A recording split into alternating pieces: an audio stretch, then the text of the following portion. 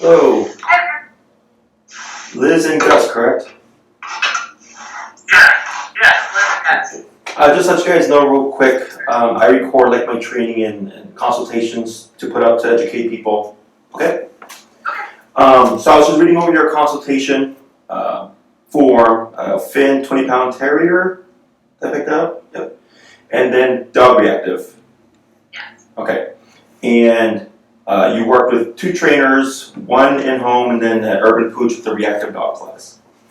Correct. And I'm assuming these were both positive reinforcement? Yes. Okay. How'd that work for you? Not overall. I feel like we have some good days where he seems to be improving on the distance with which he can kind of stay de-escalated, but overall I've kind of seen a huge shift a few months we've had him.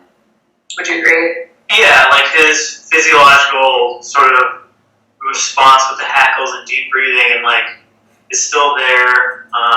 We've been able to reduce the distance and like he knows now when he sees a dog, he'll look at us and get a treat and we'll say yes. And we can kind of distract him, but it doesn't seem like it's reprogrammed him in a way that's going to be sustainable for us. We use a air sprayer a little bit, and that was a little okay, depending on the situation, to kind of calm him down. But mostly, yeah, the positive stuff seemed to get us to like a little bit of progress, but nowhere near, what we were hoping for, like him being close to other dogs or even idea of socializing. Right. The Reactive Dog class, were you guys behind, like, I think they call them blinders or something? Yep. Yes. And how did that, what was that like? He did okay. I mean, he seemed like he had a pretty high overall level of anxiety in that environment. I guess by before he was getting better with like smelling the dogs and hearing the other dogs and wasn't totally bothered by it. There definitely were situations where like there were other classes going on outside, and he would see a dog walk by and freak out. So it wasn't like, in some ways maybe it wasn't controlled enough of an environment to be helpful. And even like entering and exiting the building, he was really, really riled up by that experience. So yeah, I think the progress was just going to very slow on that path. Yeah. What do you walk him on? Is he like on a gentle leader and a harness? Gentle leader. Gentle leader? Okay.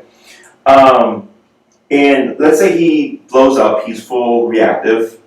Do you just like pull him away? Is there like did they give you any kind of means of what to do?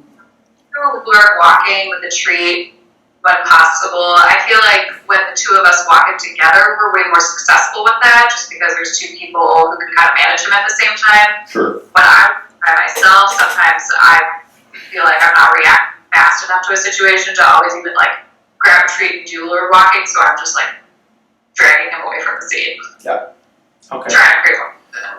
Okay. Yeah, creating just a block turn with your leg and a treat, going a U-turn, maybe like take a treat, scattering him on the ground, he'll be distracted, we can make it cover its space. I think for a while we've been trying to use the CO2 to punish that, but it's really tough for us in the moment because oftentimes when he does get over threshold and fully react, we were also surprised by it because we didn't see it coming. Yeah. And then it's like it's kind of too late to like grab your thing. We basically want to like get him out of that situation. Right.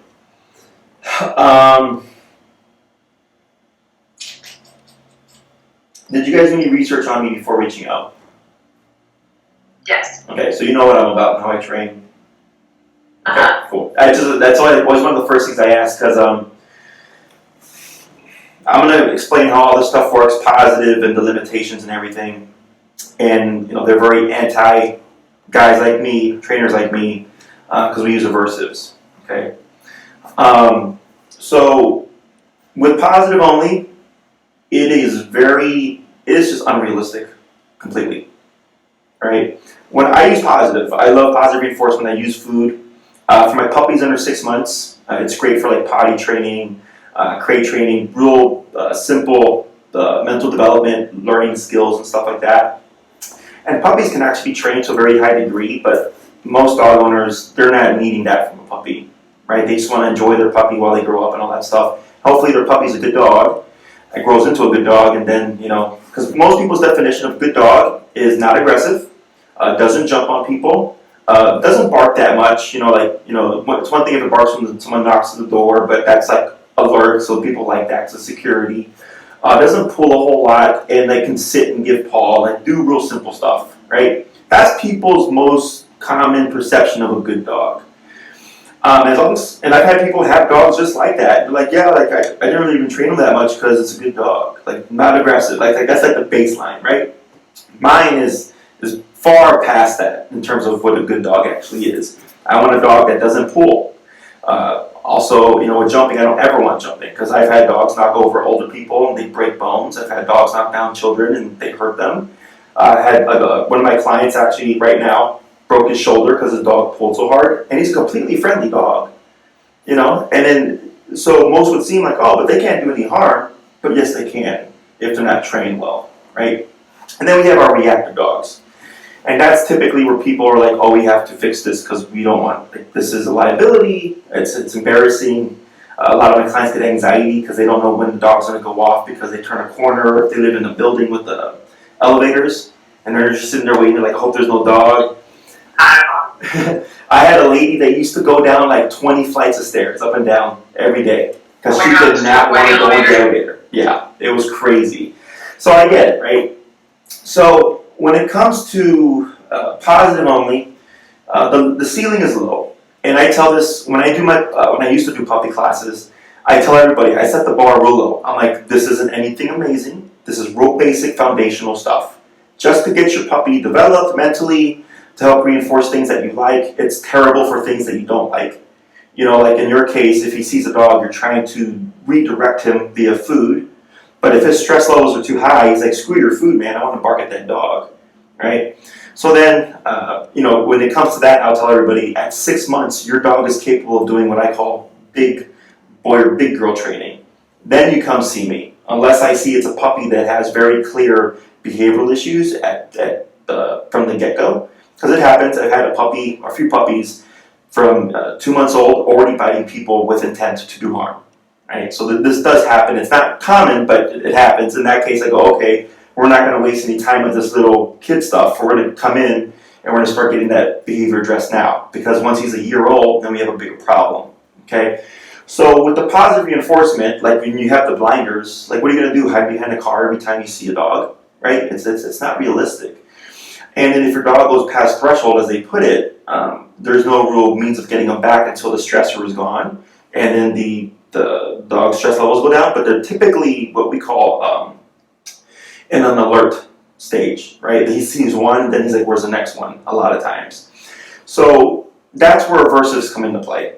Okay, aversives are healthy. Aversives are, we use them in the human world as well. But a dog aversive and a human aversive can be very different. Okay, if Finn did something to another dog that they disagreed with, how do you think they would correct Finn? They would nip at him or growl at him. Yeah, nip, growl, or bite him, right? And every dog is different. A more well-balanced dog might just nip, or maybe growl, then nip, and then you might see a firmer nip because he didn't respect the first one. So the dog's like, all right, you didn't respect the first one. Boom, here's a harder one. What now? And then Finn has a chance to respond. And he goes, oh, you raised the consequence, and I don't want to push you past that point, so I'm going to leave you alone. Right? That's how that works. Same thing with people. So with humans, we have language.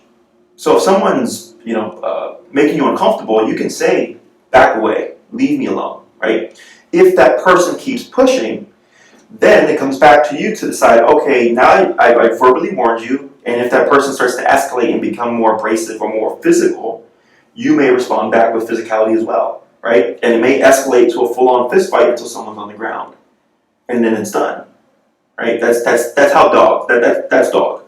With humans, we have language, so we can usually sort through things just talking about it, right? So he doesn't have that, and I've seen people pull their dog aside on the street and go like, "No, you don't do that. Bad, right? That dog's not your enemy."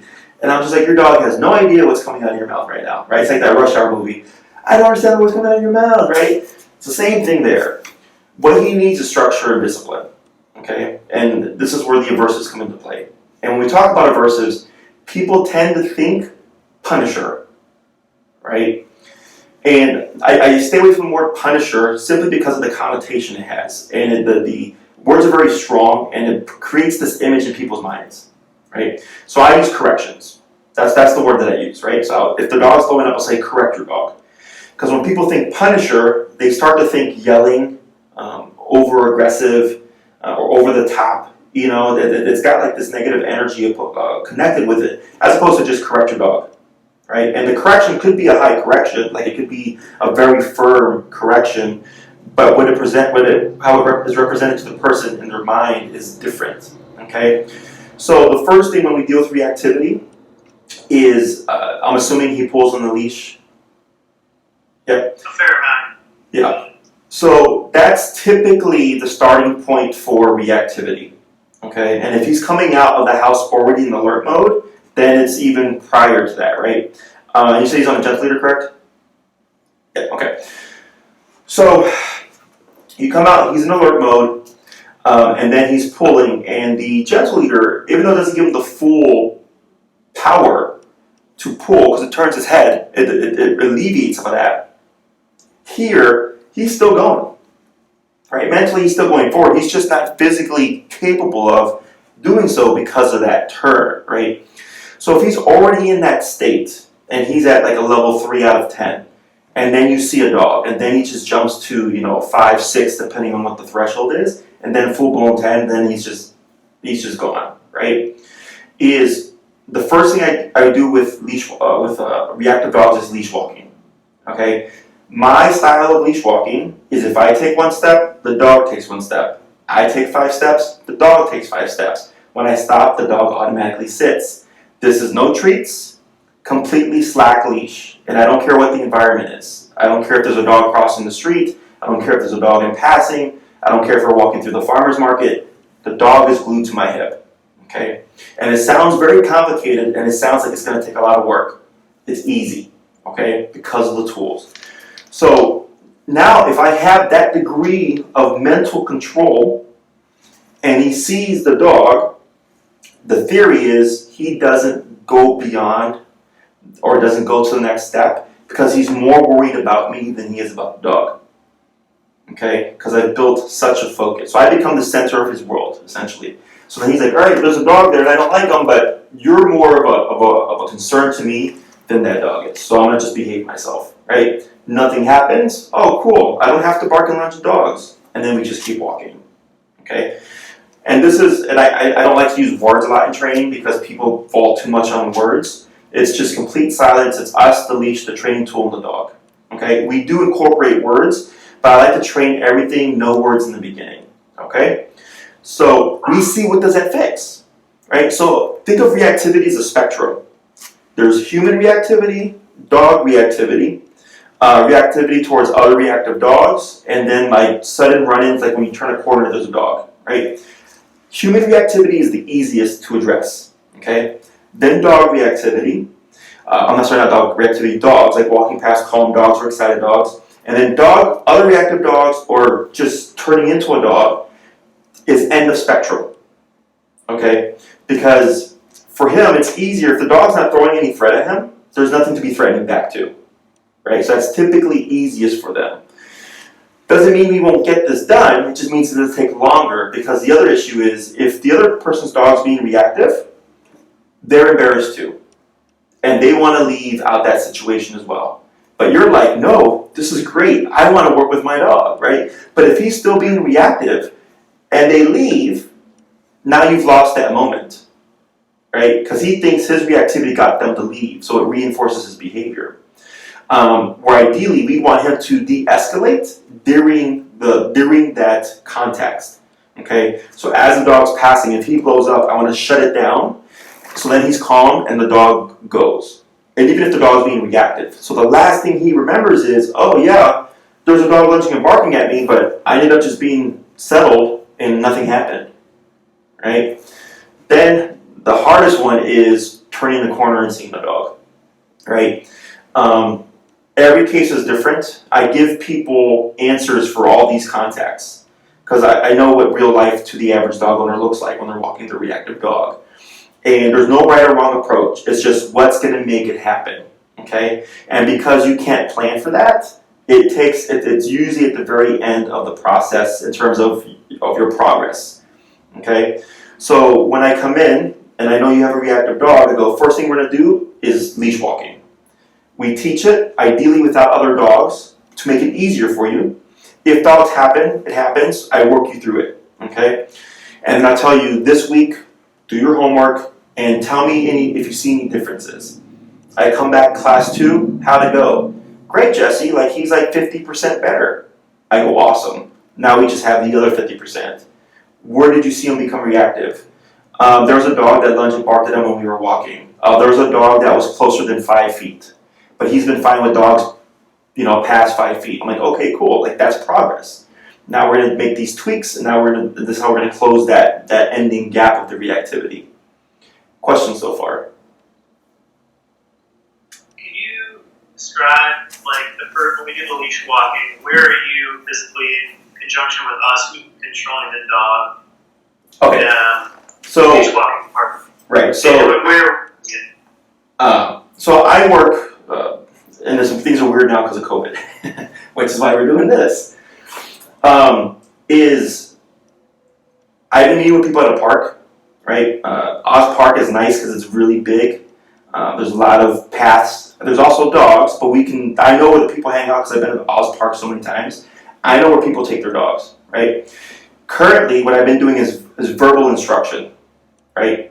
So you can get it done even with me not handling the dog, okay?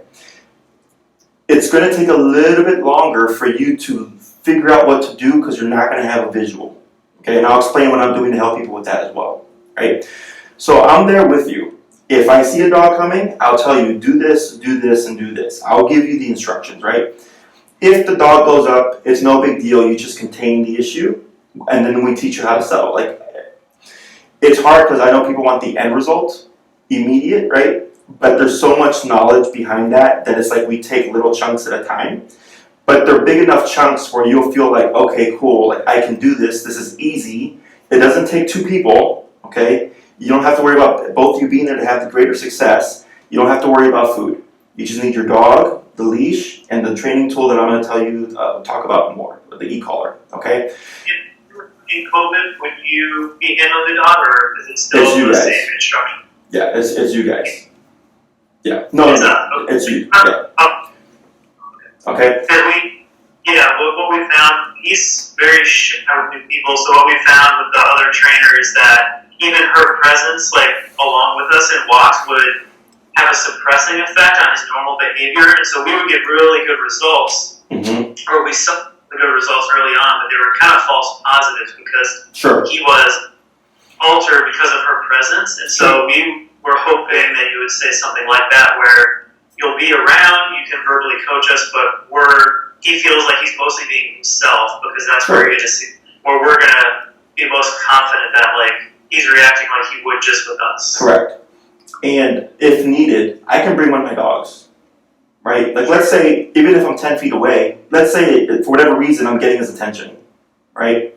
And we go, okay, great, we didn't see what we typically see. They go, okay, well, I'm going to bring one of my dogs next time, and we'll close that gap a little bit, and we'll put him under pressure to see if he has a breaking point, right? Now, the positive is, I don't think we're going to have that issue, okay? But the positive is the exercise is so stupid simple that once you see it and kind of go through it, it's easy to apply, okay? The hard part is getting to the result. But you have the clear structure, then it's okay, so if we talk about e-collar, are you guys familiar with e-collar at all? A little bit of research, yeah. Okay. A little. Have you ever been to a physical therapist or a chiropractor? Yes. Have you ever had stim? Yes. Okay, that's an e-collar. Okay, e-collar is the same thing as a TENS machine. And this is an e-collar here. This is a big one. This is meant for Rottweilers, big dogs, okay? So the way this works is at the chiropractor physical therapist, they put the nodes on or whatever, and they start to raise the number, right? And then you tell them too much. They'll dial it down, and they'll say, how's that? And you say, that's fine. And they go, okay, they let the machine do its work, right? So it's continuous. It's similar with dog training. Every dog's number is different, okay? So the first thing I teach is how to find the dog's perception level, which means the what he feels and what makes contact to him, right? So just because you have a contraction doesn't mean you have this. And this is what we're trying to control here, right? The contraction simply tells you that you have connection, okay? So then I'd like to keep going up a little bit until I start to see a bigger response from the dog. And the movement tells me that this contraction is concerning, okay? You need concerning. Because if it's not concerning, it's not important. If it's not important, the dog's not going to behave himself, if you think of it that way, right? So with like the food stuff, if you remove the food out of the picture and say, I'm not going to feed you now, is it concerning to him? No, he don't care, right? He's just blowing up still. That's why physicality. That's why I mentioned earlier about the dogs biting him if he were to engage in a negative fashion that they don't like, right? And that dog may potentially escalate the correction until the dog does comply, right? So the way it works is, have you ever pulled up and pressed down to make Finn sit? Yeah. Yeah, okay, so you see this motion here? Sorry, say that again? With the food or with the leash? We'll like pull up with the leash. Okay, cool. So you pull up, right? And he does this, and then you eventually get that sitting motion, correct? Right? Yeah. That leash pulling is pressure. It's leash pressure, right? And you've conditioned him that when he feels this, when he sits, it goes away. Okay? That's the concept. It's the same concept with this. This is pressure, it's just delivered differently. Okay? So when I turn the pressure on, and I'm shaping the behavior, whether it's the leash walking or the sit or whatever, that stays on and might get even firmer until he complies. And once he complies, everything goes away. But the difference is, this is far more uncomfortable. It can become far more uncomfortable, right? So if he blows up and he becomes reactive, I go, okay, I'm going to settle you down, right? And I start to escalate it until I find a number that cuts through the brain, and he goes, whoa, what's going on? And then he stops, and then I take off the pressure. Does that make sense? Yes. Okay. And I have videos on my training site. Now people will text me. I have videos on my training site or my YouTube channel of me training clients. Okay. Where you see me full uncut, beginning to end, working with them with e-collar. Okay. So e-collar gets a bad rap because of the old style of training. The old style was, if you don't do this, I'm going to zap you or I'm going to yank you with the prong collar, right?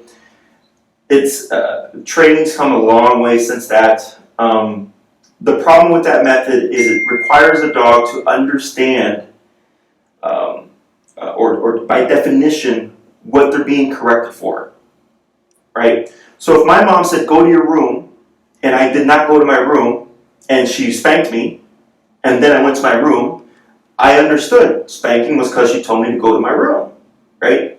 Dogs can't connect that. It's too far apart. That's why we do pressure work.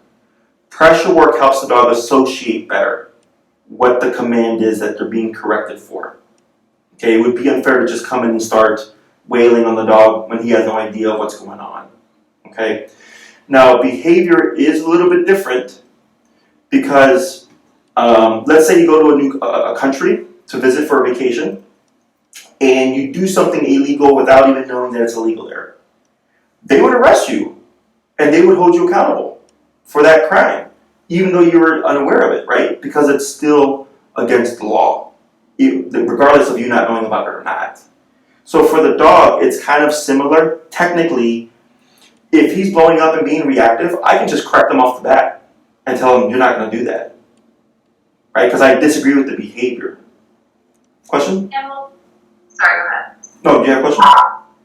Will that help with the emotional, anxious portion of the reactivity to kind of reprogram the behavior? Does that help eventually relieve how he's feeling around other dogs? So the emotion that's underneath it, right?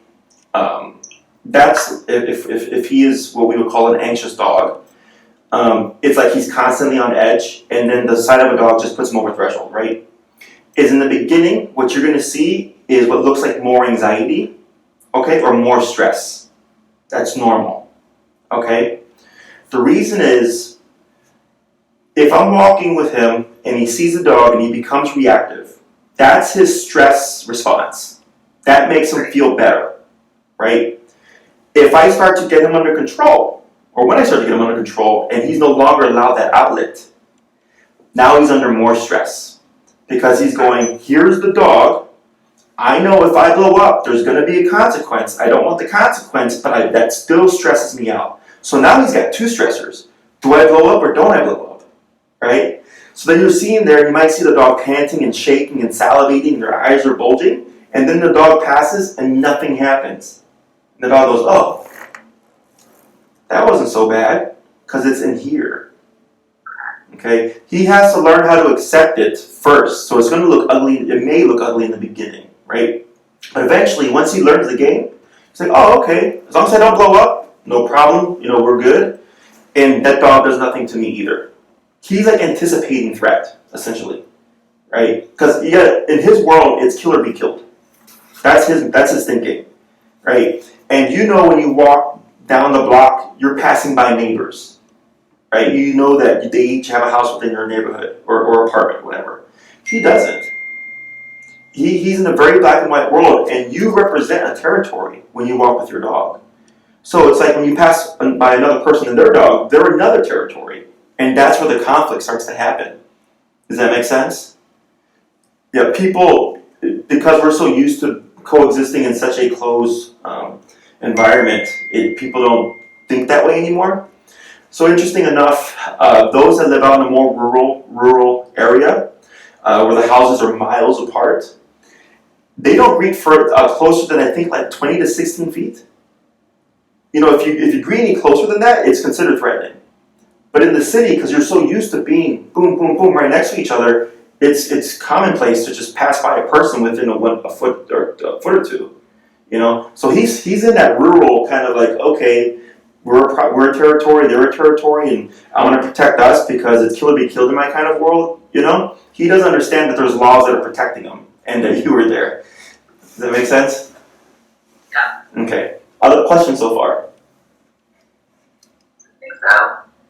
Oh, I guess I'm wondering, so with the e-collar training, is that something that we should anticipate will be like very, very long term, that we continue to use the e-collar for years down the line, or is it something that you can lean off of? Every case is different. Most cases, often than not, is dogs on a collar. Okay?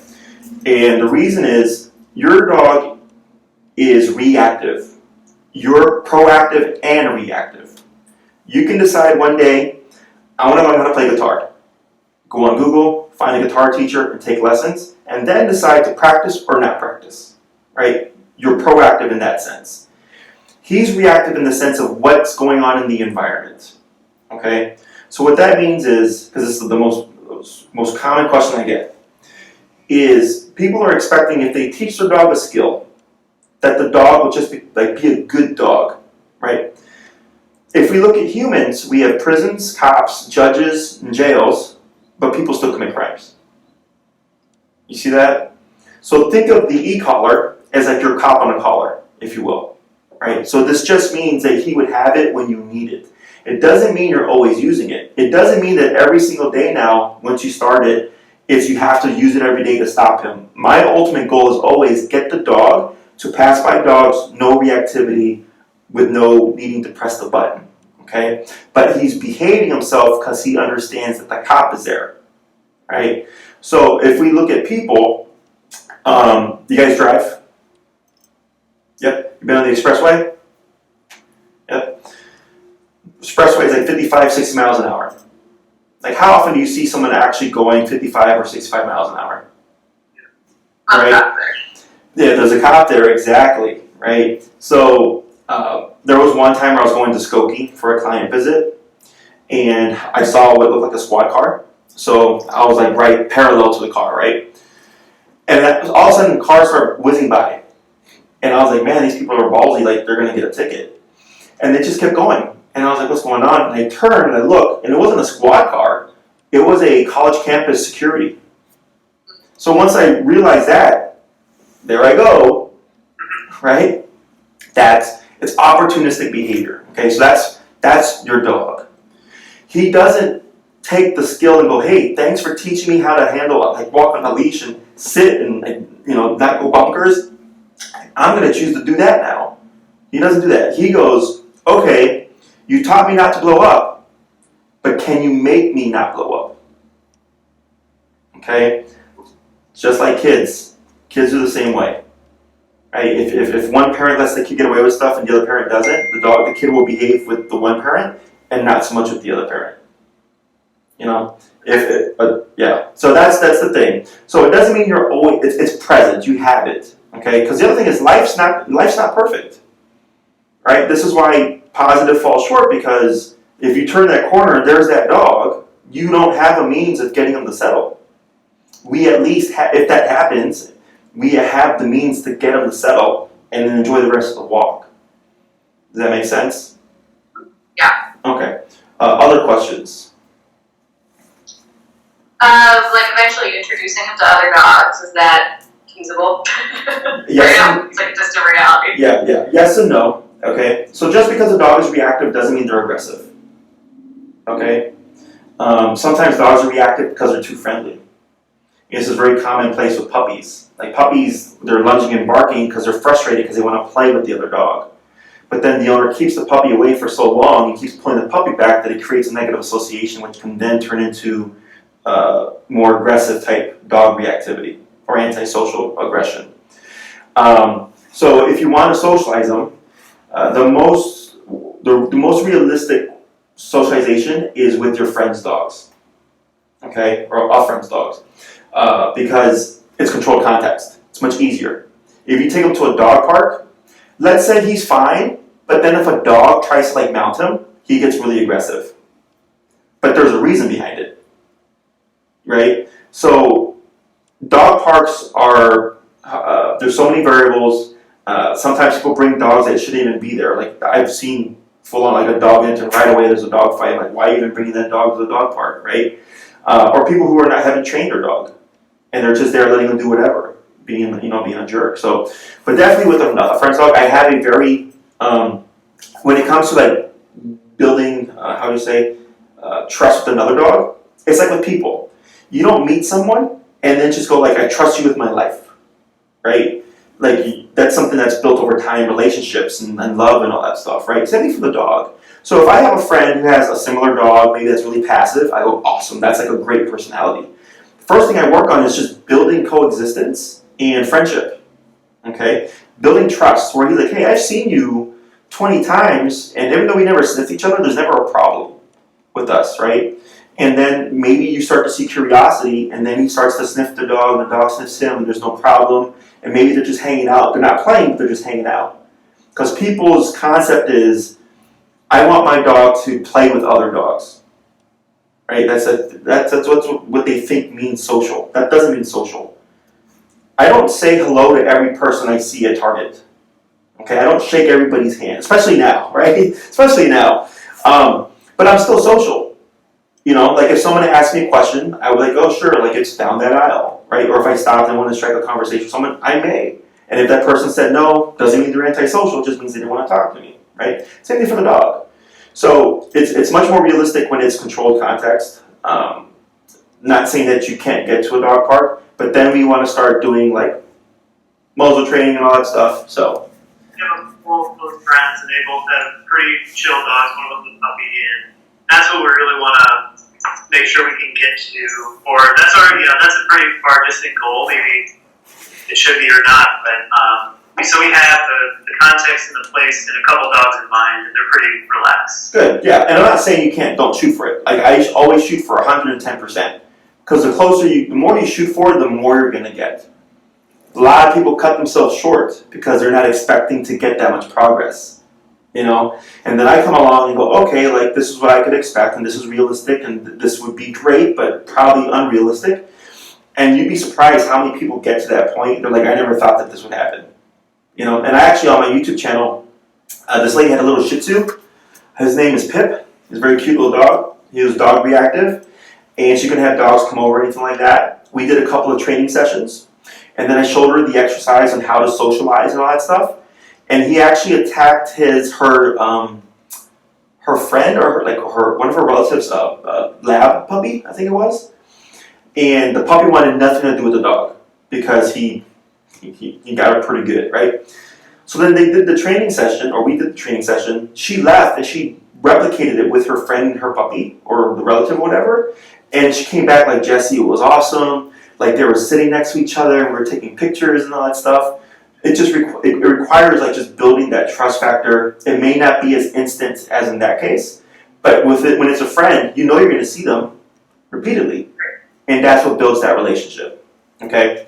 Other questions? Do you typically remove the collar once you get back inside, or is it something that you walk around, eat, and sleep with? No. It's only when you need it. So instead of like putting on his gentle eater, you would put on his e-collar. You know, that'd be the only difference.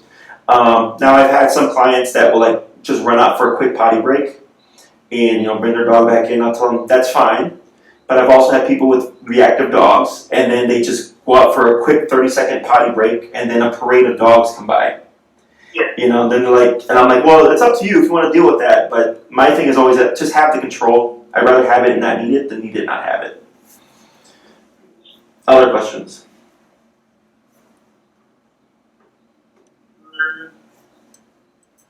Nothing that comes to mind. It's just nice to like have optimism again that we prove this. Yeah. It's the with the training. How would you say? Because most, I don't want to sound like I'm egotistical. Most trainers don't know how to handle behavior. That's why I'm here. That's why I built my career on this tool. All my clients' dogs, after they're 6 months old, because a 6-month-old puppy can be trained as an adult dog. As I tell them, why go through all these weeks and months in multiple programs and only get to here when you can just start off the bat with this and get way past that point in a far shorter time. And it's not because I'm lazy. It's not because I don't want to put in the work, because technically that just means more money for me. But from my experience, because I started as positive only to where I'm at now, is that people most of the time give up because they're not seeing the results. You know, they're wanting to get it through with positivity, treats, and fun, which makes us feel good. But then on the flip side, they're frustrated and they're anxious and they're stressed out because their dog's behavior is just, you know, crazy. So I'm like the bad guy in training, but I don't come in hurting dogs. Like, everything's appropriate to the dog. Every personality is different. Your dog's size does not dictate the number, okay? So this goes to 127. That's the max number. And this goes in digits of 1. So 1, 2, 3, 4, 5, so on and so forth. Is if you want to get the results, I'll get it, okay? But then you have to reinforce it. So what that means is, let's say out of 127, Finn is great on 25. And we're getting everything we want with the obedience. 25, awesome, right?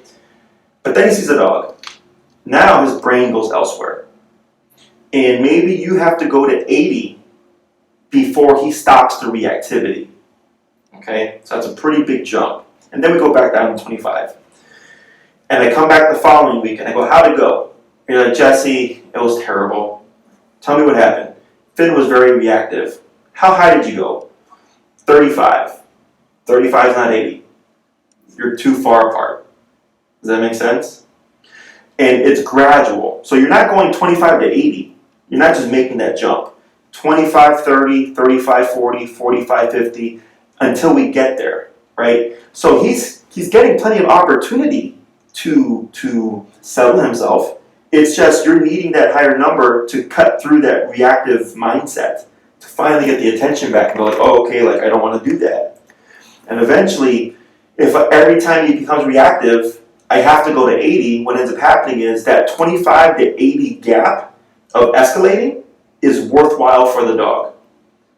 So he feels you escalating, but he knows he has time to keep barking until you hit that number. So then I go, okay, like, your dog's a smart ass, so what we're gonna do is when I see a dog, I'm gonna already be at 80. So now there's no gap. Does that make sense? So it's a process. Like, there's no right or wrong answer, but everything's done appropriately. I take my time, but also give you enough that you feel like, yes, I feel good. I feel like we're making progress and we have the means of control.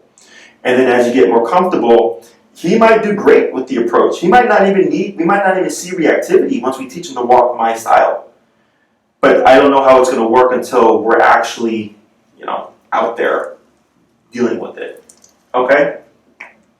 Yeah, and then this maybe is a bit unrelated, but he gets pretty amped up or overwhelmed when we go to new environments. Like if we drive into a new park, he's just like whining and nervous. So is this a training strategy that works for them, or? Yep. Because it's all about this, right? He's becoming overwhelmed. So the reason why do you guys watch Cesar Millan, the dog whisperer? I've seen some clips. Okay. So, old Cesar Millan, whenever he comes in, the first thing he does is he walks the dog. Almost always. Okay? Because it provides exercise and structure. And the structure de-escalates the brain. Okay? That's why when we do the leash walking, I'm not worried about dogs yet. I know it's the concern, but I go, this is your core. Practice the core. Let's see what it fixes, right? And you might find, hey, Jesse, like we went to all these different neighborhoods, and typically he would be whining, and we went to a new park, and he was completely calm. I know, because you've got the brain in the passive state. Because of the leash walking, because of the discipline. His brain doesn't go to the next step. Okay? So like if we take children on the first day of school, they're throwing paper airplanes, they're talking, they're moving desks and stuff, right? And all of a sudden that bell rings. What happens? They settle, right? Because the bell ringing means you can't talk to your friends, you have to sit in your seat, you have to raise your hand for permission to talk. It represents structure. So that's what he's lacking. So the structure ties to you is one part of it, but then there's also the structure of like, well, there's also consequence. So he keeps himself, that's why like when people keep themselves in check for the most part because we have the laws and the prisons and the judges and the cops. It's all like a bigger puzzle, but it's much simpler than it sounds. Once you start to see it go into effect, like it makes a ton more sense. But yes, it would address that issue as well. Okay? So, other questions so far? Not really. So, due to COVID, a very popular topic today, I mean, making things simple, okay? Because I know there's only so much that I can get done. This is I'm not worried about it, okay? I really just have a handful of programs right now. This is one where we want to work at the park, where I will be giving you instruction, of course, because I'm also offering virtual, like just completely over the computer. But this is something where we need to be out. He needs to see dogs because that's how you're going to learn how to handle it. Okay? I took my 6-week program, and I've added 2 more virtual classes. So it's 6 classes in person, 2 classes over Skype. Okay, that's 825. So that we can focus more on instruction and what to do during the class. And the Skype is kind of for those loose end questions. So this way, because typically with my training sessions, my clients would have their questions and stuff, but I would be able to show them by example, so it would be no problem. But in this case, because I'm having to coach you and direct you and get you to figure it out, you're going to need a lot more instruction. So that this way you get the most out of the in-person classes, and then the stuff that we do online is just kind of just the real easy questions. Because once you know the concept, it's real easy just to apply it. Okay? So then it's a total of 8 classes for the same price of what my 6-week program was, which is $825. 6 in person at the park, 2 virtual. Okay? He is 20 pounds? 17, 18. 17, Well, 18. Okay. When he becomes reactive on a scale of 1 to 10, what number would you give him? I would say it depends on whether it's full blown, like under like what they would call threshold, like close enough to where we can't rein him in at all. Is that what you mean? Or do you mean Like, is he a 10 out of 10 when he's like in his full blown reaction? Is your or Yeah. Like at his worst, what's his number? I mean, he's charged at other dogs. Like he's charged at other dogs before. I would say. yeah? So when there's I don't know. I don't know how to number. so the distinction that was made, he did get off leash one time early on. Sure. Escaped our grasp, charged at a dog, he scrapped, and that was it. No one was hurt, no one was bitten. So the distinction between reactive and aggressive could be made, but we're not sure if that's just luck. Obviously, who knows what's going to happen in that situation. But given the opportunity, in general, he seems to want to lunge and go at that dog. Okay. So what number that is to you, I don't know. Okay. I mean, So you said real quick, he got off the leash, he charged the dog, he grasped, but he didn't puncture or anything like that.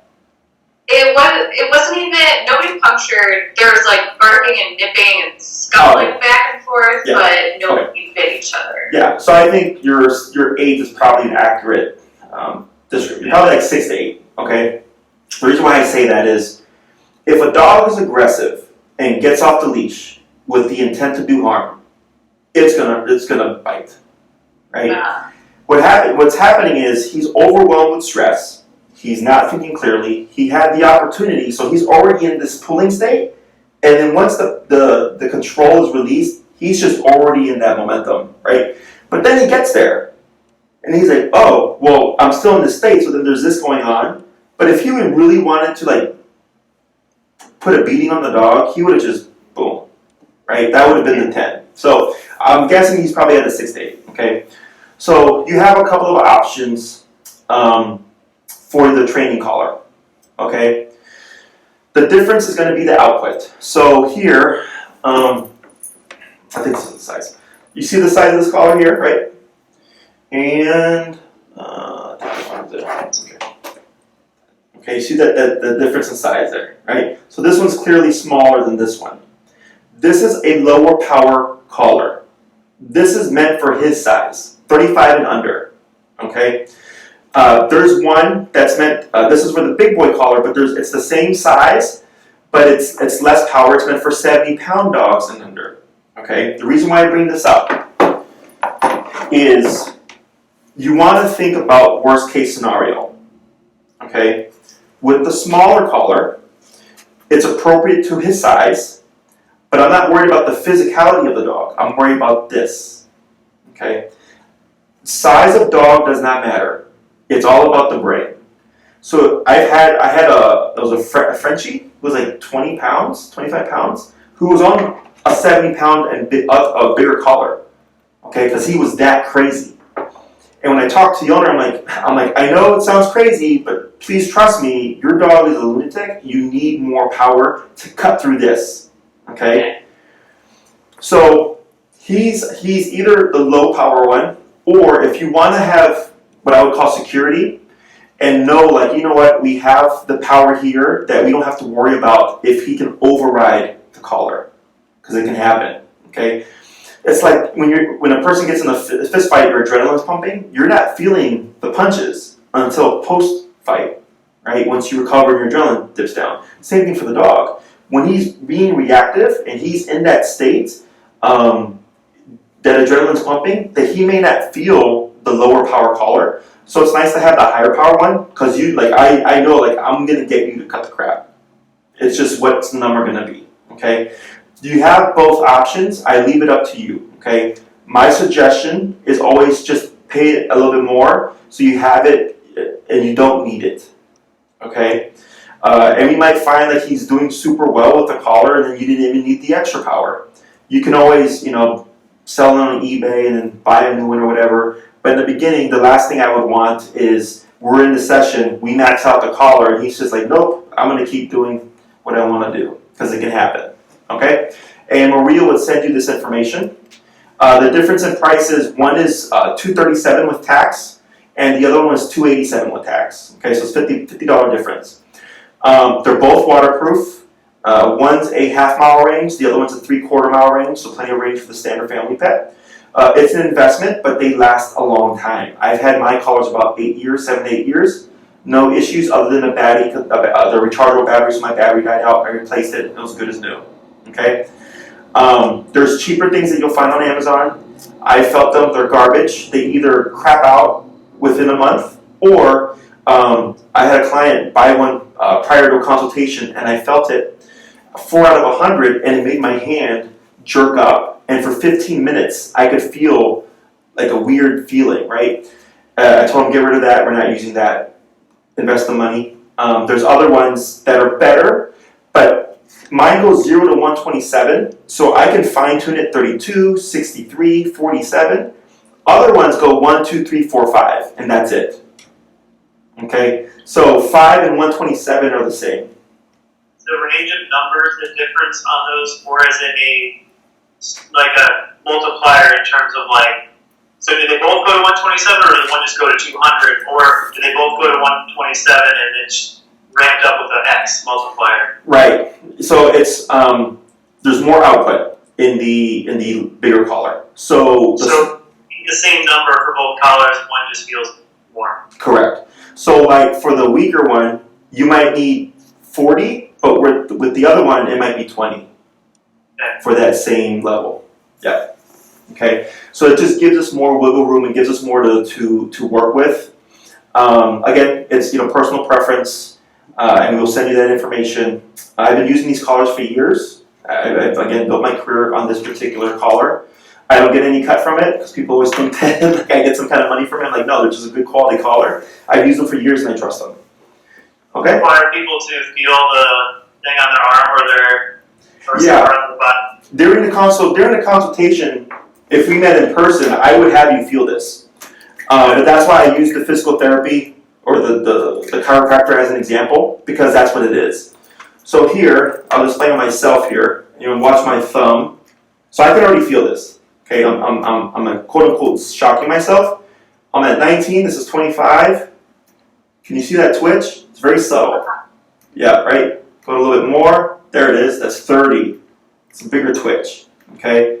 So when I press the button, it sends a slight current centralized here that moves the thumb and the whole thumb to give you an exaggerated visual. Okay. But after I'm done pressing the button, I don't feel anything. It's all done. So and you can go to Walgreens now to buy the back TENS units. They sell them there. It's the same stuff. Okay. Other questions? When can we start? So Maria will get in contact with you. I'm going to call her, let her know. Okay. She'll send you a form. She'll send you the information for the collars. He doesn't seem to have a thicker coat. It looks like a short to medium coat. Yeah. So you should be fine with the standard probes. If not, there's probes that you can buy for better contact. Okay. Definitely when you get your equipment, it comes with a manual. Read the manual. Test it on yourself. Put it at usually 10 to 15 is where most people feel it, and I usually put it right there, and then press it and just kind of fiddle with it. You want to test it because sometimes they do send lemons. They are electric, right? So when you look at the dial here, I'm not sure if you can see it, but I'll show you. Can you see the dial? Where that's the dial number? Okay. So this can go up incrementally. 34, 35, 36, 37, 38, right? When you get a lemon, it'll be all over the place. It'll be like 20 to 35 with the tiniest movement. If you see that, send it back. Let us know. We'll just push back so that this way you have your working equipment, because it sucks. I've had it where I show up and it's out right away. I touch it. I'm like, uh-oh, we're going to have to send this back because it's not working. But other than that, it should be fine. Okay? Anything else? No, I don't think so. It's good. And if you'd like, I always suggest people go to you can look up my name, Jesus San Miguel, or even if you go to my YouTube, my website, you'll see videos, and you just click on a video, it takes you to my YouTube channel. Again, you'll see me working completely uncut, unedited training sessions with clients to kind of get a visual. Education is always, I would say, helpful. Plus, it's my style, so when you meet me, like, you already kind of have a familiarity with it. And then you can get even more done. That's why I put this stuff up. I just want people to like get as much as they can from my expertise, if you will. Okay. Meeting me in Ospark for sure. I like Ospark a lot because there's plenty of space to work there. If you guys can't travel or don't travel, Maria will find a park that's closest. But it's plenty of space where we can be away from people. If we have to get away from dogs, but still have dogs, like it gives us more wiggle room. Yeah. Great. Okay. That's a nice part. We like that. So Yeah. it's probably cool. Awesome. So if you need anything else, you let us know. If you have any questions, just contact us. Otherwise, we'll get in touch with you. Okay. Okay, sounds great. Thanks so much for your time. Thank you. Bye bye. Bye.